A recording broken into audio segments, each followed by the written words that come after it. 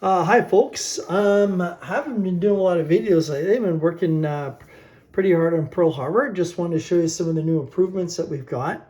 So with the original game, if can get your intelligence level up to a 5 and also have your radar at a 5, you're going to pick up a weather card and a Mayday card. And how they're going to work is for the weather card, during sections of the map, there's a fog section. And if any of the Japanese planes get in this fog section, you can play this weather card, which is going to delay them. Essentially, the Japanese plane is going to be lost in fog, and each time you take a turn, they're going to roll a d6. They'll roll a 1 or a 2. They're going to find their way and reacquire the target of Pearl Harbor. If they don't roll a 1 or a 2, they're going to stay lost in the fog. So it's going to buy you a little bit of time, but you can only use it in this particular area of the map. So that's one of the improvements. The second card is a Mayday card. And with the Mayday card, you're going to, once you get your intelligence and radar up to 5, you can radio help at Midway for an aircraft carrier. And you'll take this card, and wherever you are in the game, you would just take your deck and move it back 8 cards, 1, 2, 3, 4, 5, 6, 7, 8, and you would slide this one in. And when it comes to that, you have an aircraft carrier arriving to help you at Pearl Harbor. So those are a couple things. They should be on the website now with version 7 of the game. The other is if you can get your planes. I've changed the name from Ace to, actually went and found some names of the pilots, and we're gonna put Lewis Saunders on there. And if you can get up to 5, you're gonna bring in the USS Nevada. So you're also gonna have the battleships that are there are gonna be able to play a card when the Japanese are just before Pearl Harbor or at Pearl Harbor is when you can activate your battleship card for the USS Nevada. Speaking of the pilots, I also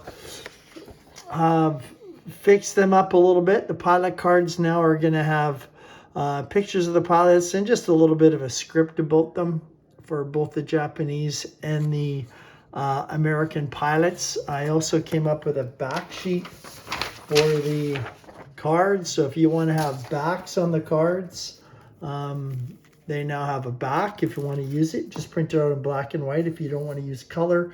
And the last thing is going to be an expansion. So the expansion is going to change how the game ends. In the original game, you are going to try and build up your defensive battleship row. So if the Japanese get to Pearl Harbor and you have no way to defend them, you have no more pilots, or yes, Nevada, you have nothing to defend. If they roll higher than whatever your defense is at, they win the game. I'm going to change this a little bit. We're going to take battleship row out entirely.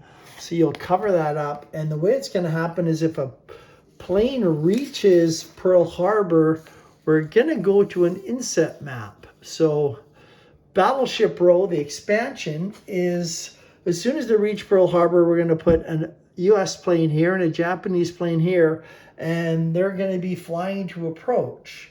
And the Japanese plane should be a little bit quicker. Of course, they surprised the Americans. So you're going to take turns rolling a D6 just to see who gets there first. The American gets there first. He will be firing first on the Japanese plane.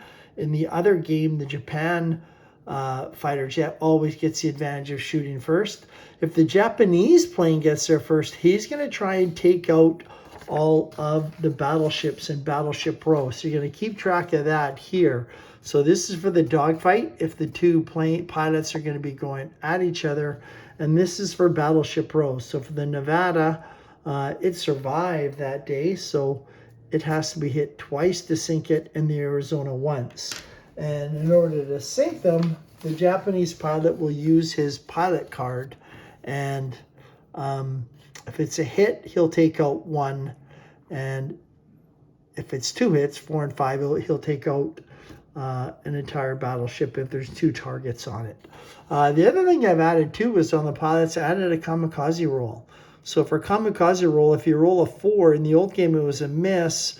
In this particular one, if you roll a kamikaze, you're going to add up all 3 dice. So you're throwing 3 dice at once. They have to add up to 12. If you do, the kamikaze was successful. If you're playing the original game, then what it will do is reset Battleship Row to 2, and it'll take out the plane that you're fighting against. If you're playing the expansion, which is the Battleship Row map, it will take out one of the battleships. So obviously you'd want it to take out one that needs 2, one of the ones that survived. So I haven't got the rules written up for the expansion yet for Battleship Row.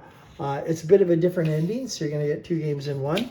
I'll work on that in the next little while. It might be a bit of a delay. Tomorrow we're getting a Japanese student staying with us. They're going to school here in Agassiz, and we've taken them on as a billet as they're very, very short, and we've had them in the past, and it's been a lot of fun. It's a chance for them to learn English and us to experience a little bit of Japanese culture. Anyway, so that's it. Those are the improvements for Pearl Harbor, and hopefully I'll have them up within the next week or so. I'm still playtesting this. It's been a lot of fun so far with Battleship Row. A little bit different ending, a little bit more of a dogfight. It's kind of fun seeing each of the planes reaching to the fire point where they engage each other. So a little bit of suspense, which makes the game a little bit more fun. Anyway, that is Defend Pearl Harbor, and that's all for now, guys.